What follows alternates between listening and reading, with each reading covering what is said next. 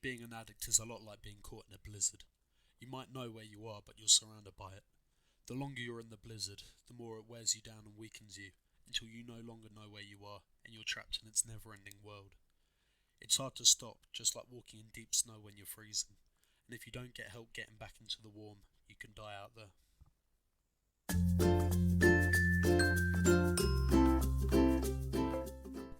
Hi guys, my name's Dan and welcome to Mental Health Monday on Plus Us 2. So today I'm going to talk about addiction along with the misconceptions and my own personal experience of it. Addiction is a progressive mental disease which gets worse over time if not treated. It can eventually cause death from things like overdose or the unbelievable strain that can be put on the body. As I've said before, I'm an addict in recovery and I'm 256 days clean and sober today, which is just over 8 months. I started drinking socially at 14 and by 15 I was above the adult recommended guidelines. Alcohol was always a normal part of life for me because people always drank around me socially and at home. At the age of 15 I started walking down the path of codeine and took it whenever I could get my hands on it. By the age of 16 I was smoking legal highs and that eventually triggered my epilepsy because being an addict I was smoking an increasing amount of it. At this kind of age, my addictive personality really kicked into full swing. The thing with being an addict is something doesn't need to be inherently addictive to the average person for you to become addicted to it. At the age of 16, I was going to the gym 2 to 3 times a day and 5 to 6 days a week. If I only went to the gym once in a day, my mood and behaviour would change and I would be hyperactive 1 minute, depressed another, and then might have a violent outburst. I was damaging myself with the amount that I was going to the gym and the lack of food that was going into my system. But as an addict, the hit of the addiction always outweighs the negatives. At 18 to 19, my weed and alcohol addiction was out of control. I started smoking 1 gram a week, which wasn't very much, but that very quickly increased to smoking 4 to 5 grams a day. On top of this, I was also drinking about 1 litre of vodka a day. It was ruining my body and my mind. I was hearing voices, I was paranoid, I was seeing flashes, and I was bedridden.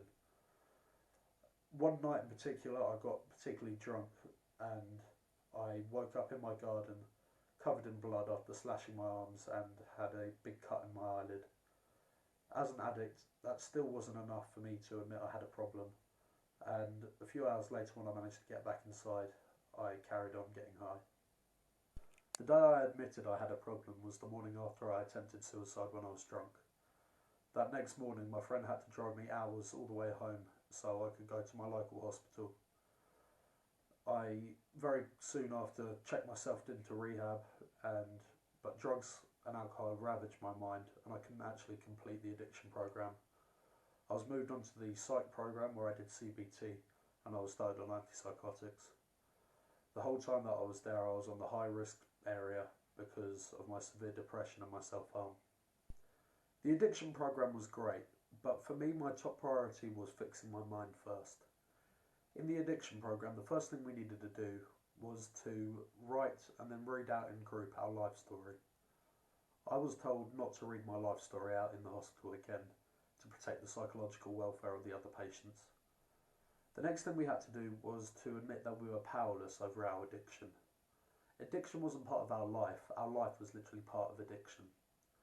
And we couldn't actually get better unless we really wanted to, otherwise we would just relapse straight away. We then had to overcome our guilt and our damaging behaviours on ourselves and others, along with facing our own demons. For me, that was my chronic pain that I had in the previous year, which lasted 8 or 9 months. You have the best chance to recover if you can get through the first 1 to 3 months. The best way to do that is to pick up a new hobby or skill in a happy, stress-free environment and then stick with it. For me, that was skating. I was skateboarding pretty much every day for hours on end. I was listening to new music. I wasn't associating with people in my past who drank or did drugs. And I also went to lots of group meetings in AA, which is Alcoholics Anonymous, and NA, which is Narcotics Anonymous. Meetings are great because that way you can share in a non-judgmental environment about anything which is on your mind or in your past, and you can also listen to other people's stories, and that's great because you can actually relate with them. In recovery, it's really, really important and really difficult to remember not to cross addict. Cross addiction is where you simply swap addiction A for addiction B. You've got to remember to do everything in moderation during this time, because that can actually push you back towards addictive behaviours. You've got to remember also to take no mind-altering drugs while in recovery, even if you've never had a problem with it in the past, because being an addict, that will actually go back into the cross addict again. You'll become addicted to that. Another really difficult thing while in recovery was to let go of the people in your past who you actually associated with drinking, drugs, whatever your addiction really was. When I came out of hospital, I'd lost about 90% of all my friends. And the 10% that stuck around, I had to get rid of an extra 5%, simply because their behaviours, their drinking, drugs, whatever, would have a negative impact on me, and I would, because of that, probably relapse. But getting clean and sober was a great thing for me, and a great thing for everyone, because it gives them that extra opportunity to start a completely new life and completely have another go at things. So for what I did, I had the CBT, and that changed me completely, and it made me a much more positive person. Along with moving to Austria, it just changed my whole life. And now I'm actually thinking about going to Southern Africa for 3 months in the summer to do some volunteer work. Well, that's my time for today, but thank you for watching. If you've got any questions or comments, or if you want to be part of the next Skype Saturday episode, you can message me on the Facebook page, which is +us2, or you can drop me an email at plusus2.mentalhealth@gmail.com.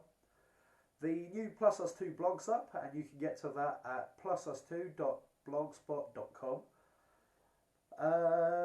Please check out the Sane Mental Health Charity website, which is sane.org.uk. And please support them by wearing their Stop Stigma wristbands, because they're doing some great work. I'm also trying to make a new video, which is literally all of you lot, where you can send in little clips of yourself, about 10 to 20 seconds long, just saying what mental problems that you've had in the past.